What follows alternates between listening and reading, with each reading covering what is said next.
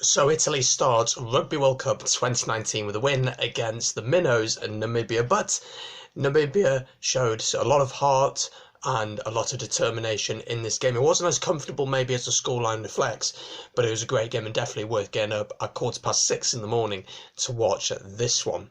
So Sergio Parise was playing in his fifth Rugby World Cup, but it certainly wasn't the game for him, and it certainly didn't start in the positive way that Italy would have hoped, with Namibia scoring first. Fantastic try from the Namibian scrum half Stevens. Italian line-out ball lost, the ball goes wide and the winger breaks the tackle and Stevens is on the support line and Namibia are ahead after just 5 minutes. But that lead doesn't last long and we start to see a pattern develop with the Italian scrum dominating the Namibian scrum, and this just continued all game, and the referee just simply decided that after retrying this scrum time and time again, he'd seen enough and it was a penalty try for Italy. 20 minutes into the game, Parise thought he had actually scored for Italy on his incredible achievement of 5 Rugby World Cups, but just as he scored the try, the ref had called it back for a penalty, and in the process, Nick Berry, the ref, actually got took out, which is always good to see. And Italy's dominance at the scrum, the driving maul, they used these very effectively to really stamp their authority on this match. Italy got their own first try, not a penalty try, they got their own first try. A great run by Minozzi, who goes to the line and offloads beautifully to Tibaldi, who offloads to Tommaso Allen, who in the process runs into the post, which isn't always a great idea, but he does crash over and the conversion is added and Italy lead 14 points to 7. But at this point, Namibia have shown some great rugby, really good in defence actually, which surprised me, improved so much from 2015, but they showed some good heart, but on this one they couldn't stop this Italian side. Italy were playing some really nice rugby, throwing the ball about, but it just felt like the final ball was missing and it could have been a much bigger score if they'd really just played it simple and kept doing what they'd been doing earlier on.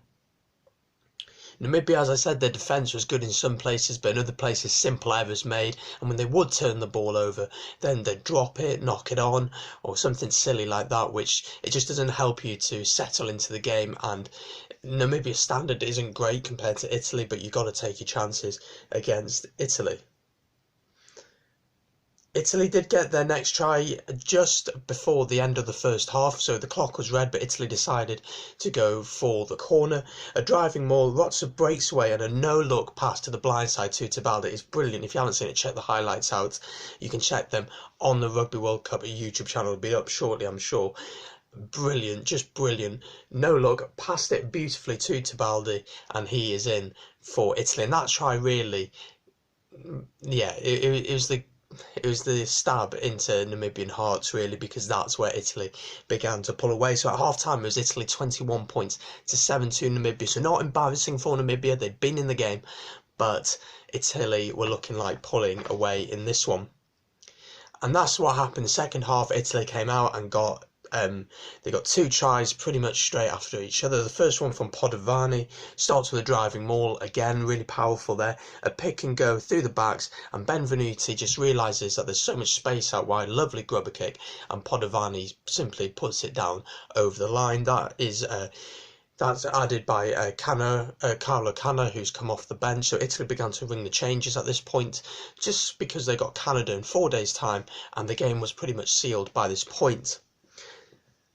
And then Carlo Canna himself got on the score sheet for Italy with a try. It's a good pick and go, and Tibaldi finds himself 5 yards out with a good flat pass across the defensive line, and Carlo Canna crashes over for Italy. It's Italy 35, Namibia 7. But how would Namibia react? Well, first of all, they got a penalty, which made it 35 points to 10 after Italy didn't release.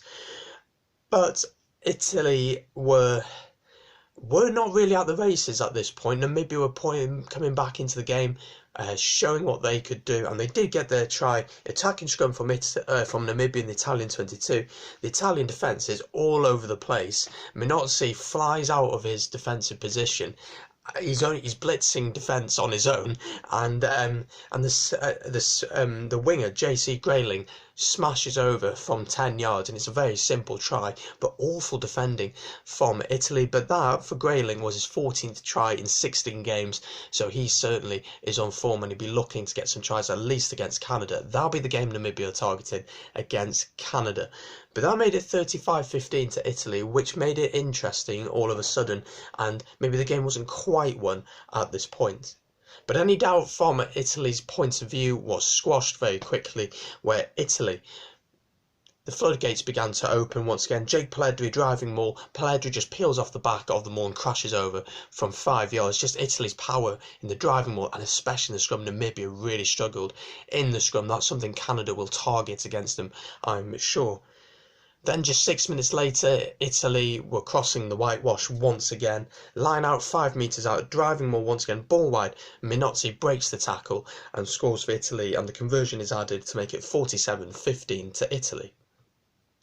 But Namibia weren't finished. They hadn't given up. They got a try right at the end, and Namibia line out just outside the 22, and the winger Parto breaks the tackle, and he is electric, and he flies towards the line, and it's a great try for Namibia. So the game finished 47-22 in favour of Italy. Italy running in 7 tries, therefore getting a bonus point, of course, and they will need to get as many points as they can against Namibia and Canada if they want to do any shocks in this group, which of course also has New Zealand and South Africa, where New Zealand beat South Africa yesterday. There's a review of that on the channel. Do go and check it out. So there you go, that's my review of the match. That's what happened. If you have enjoyed, do subscribe and leave a like on the video. I won't be on the channel for a few days now because I'm going away, but we'll be back hopefully on Thursday evening to make some previews for Italy against Canada. Thank you very much for watching. Take it easy, guys, and peace.